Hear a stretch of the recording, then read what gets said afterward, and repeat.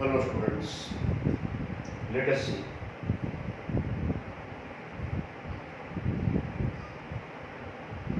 the topics regarding this 11th standard. Welcome to all of the students of 11th standard. You have passed 10th standard, and in 10th standard you have studied about the natural science. Today I am going to be teaching about the physics in 11th standard. Chapter 1, Physical World.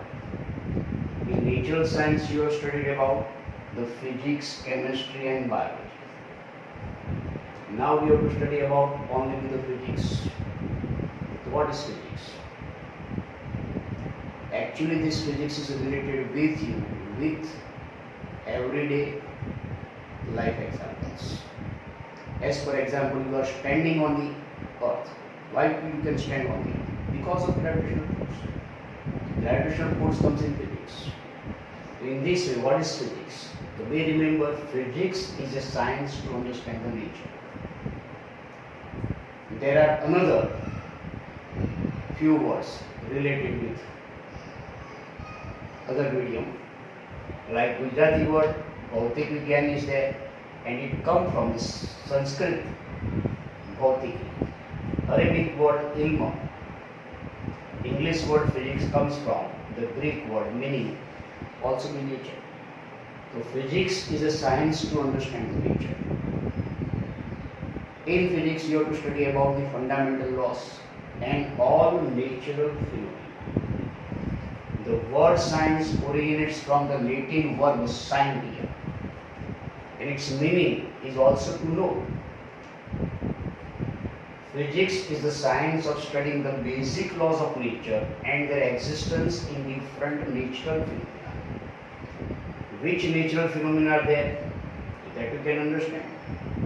As I have written here, and you know very well, human always have been curiosity about the world around him. Which kind of curiosity? So that you can again understand from this, as I have written here.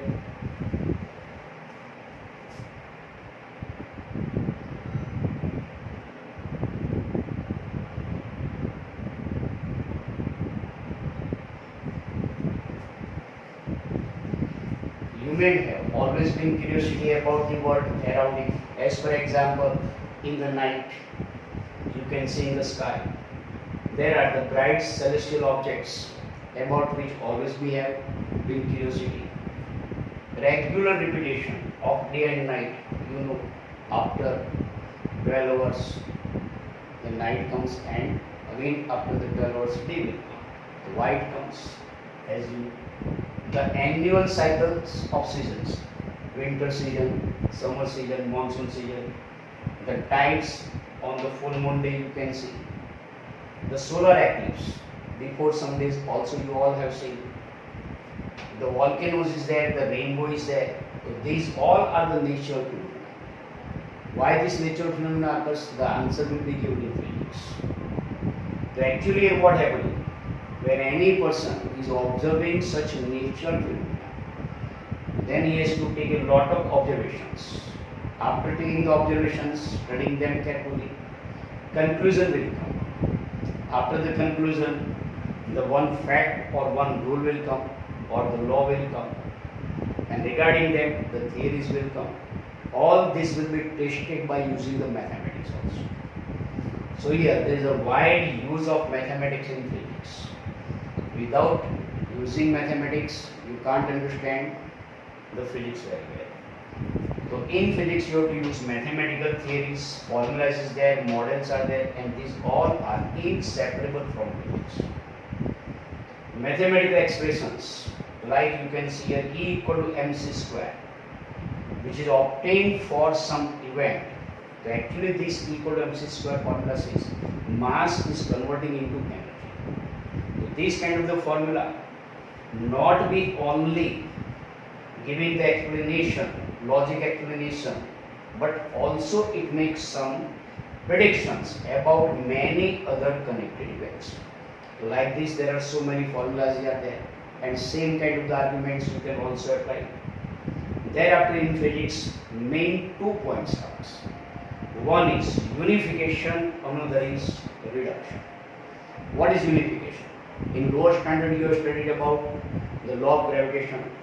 This law of gravitation comes from an apple which is falling freely from the tree towards the ground. Then using such law, you can also study about the motion of the planets surrounding the sun. You also know the motion of the moon around the earth, and all these kind of the concept you have to combine under only one topic, and it is the law of gravitation. The same way is there regarding the collection, regarding the combination of the different forces occurring in nature. So that is unification. What is reduction? In reduction you have to take a part. If you want to study about a bigger phenomena, if you want to study about a one more complex system, and later you want to obtain the properties of this complex system, then that can be obtained only from a certain simpler little part which is related with it, and thereafter combining all, rather you can have the main properties of a complex system or a one bigger system is there.